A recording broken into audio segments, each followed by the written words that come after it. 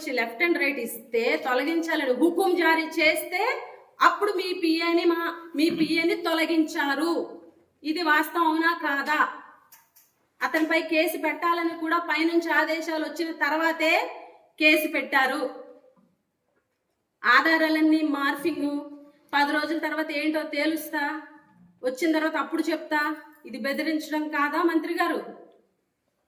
ఈరోజు ఏవైతే ఆధారాలు ఉన్నాయో, ఏవైతే బాధిత మహిళ వాట్సాప్ చాట్స్ ఏవైతే ఉన్నాయో అవన్నీ కూడా ఆధారాలని బయట పెట్టడం జరిగిందో అవన్నీ కూడా ఆధారాలు కాదు, మార్ఫింగ్ ఆధారాలు అని చెప్పేసి మంత్రి గారు చెప్పడం నిజంగా సిగ్గుచేటు.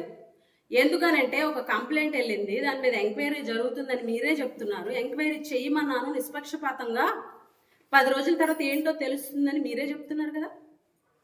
మరి పోలీసులు ఏమీ తేల్చకుండా